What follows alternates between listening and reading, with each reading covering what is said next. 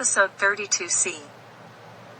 Wendy read a story about loopholes and exemptions for residential wood burning and hyperlocalized agricultural wood burning. Wendy noted a story about two women living with asthma while living amid high levels of PM 2.5 from residential wood burning and hyperlocalized agricultural burning in California's San Joaquin Valley. Wendy noted that the first of two women who are asthma sufferers, the younger woman, uses multiple medications to manage her severe asthma, which she developed while growing up in a San Joaquin Valley agricultural (AG) town with poor air quality. Long-term exposure to the particulate matter released by AG open agricultural burning causes health problems, and the communities most affected are majority Latino. The first woman with asthma spends a lot of time thinking about breathing. At age 27, she manages chronic lung disease by juggling multiple medications, routine visits with doctors, and by limiting physical activity. I'm pretty sure a lot of young people aren't really thinking about their air intake and how the air quality will affect said air intake, the first woman said. If she can't get to her refrigerated medication on a bad air day, symptoms of asthma would probably land me somewhere in the emergency room.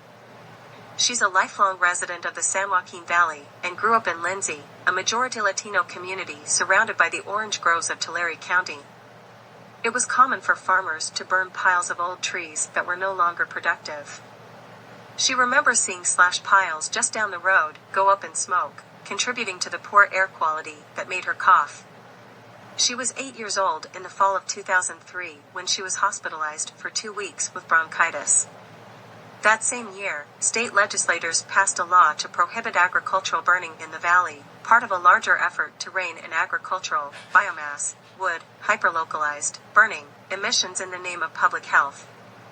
This package of legislation has passed because the people of the San Joaquin Valley are sick of air that's easier to see than it is to breathe, Governor Gray Davis said in a statement at the time. Cleaner air in the valley will better protect the health of the more than 3 million people living there, especially the children who have some of the nation's highest asthma rates. But that state law contained a critical loophole that enabled air regulators to issue sweeping exemptions, claiming alternatives to burning weren't economically feasible for farmers. The deadline to phase out AG burning came and went.